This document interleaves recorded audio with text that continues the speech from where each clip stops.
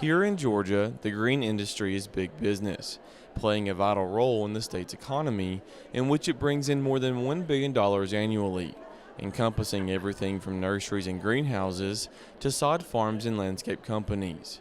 It's a sector that not only beautifies communities, but also drives local economies and supports the state's #1 industry. The green industry in the state of Georgia is around over $1 billion industry in impact. We're the 10th biggest state in nursery greenhouse in the country, second in the southeast behind Florida, roughly employing over 100,000 people, both indirectly and directly.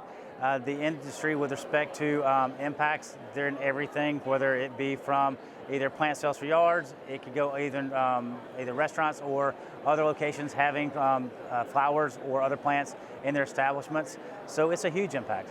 It's for that reason events like this one, the annual Southeast Green Conference and Trade Show, are put on, allowing those in the industry a chance to come together to learn, fellowship, and get to see the latest and greatest equipment, technology, and products. This is a good place for people to come together and meet. We offer 3 days worth of education sessions. That's good for people that are wanting to learn new technologies, also get credits for CEUs for their application or their pesticide application license. To make sure they're up to date on what they need to be doing. We have the trade show here, so we got industry people from around actually the southeast that come here, so we can learn about new plants and what different kind of plants they have to offer. We have industry people that have pesticides and fertility products, as well as equipment like mowers and application equipment, stuff like that. The event, of course, is always an important one for the industry, but it's especially important this year after many operations suffered significant damage and losses due to Hurricane Helene. The overall impact of Hurricane Helene on the nursery greenhouse industry in the state of Georgia is around $440 million. That breaks down into around $300 million in short-term losses.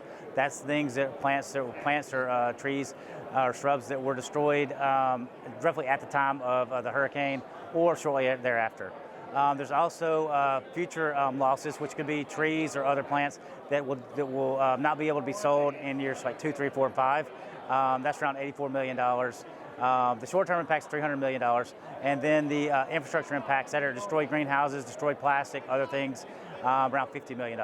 Of course, Hurricane Helene was just an insult to injury, as the industry, which was doing well before Helene impacted this year's supply, has been challenged by several issues in recent years. Some of the biggest issues impacting the Georgia grain industry are labor. One of the biggest things, not only the cost of labor, but also getting a supply of labor so that they can maintain operations. Other impacts are input side of costs have gone up, whether it be fertilizer or pesticides, insecticides, those type of things. Those costs have gone up where prices really haven't followed suit. So it's really created a squeeze in the market for producers to sort of how do you remain profitable when you have increased costs, but really prices haven't followed suit. Reporting in Duluth for the Farm Monitor, I'm John Holcomb.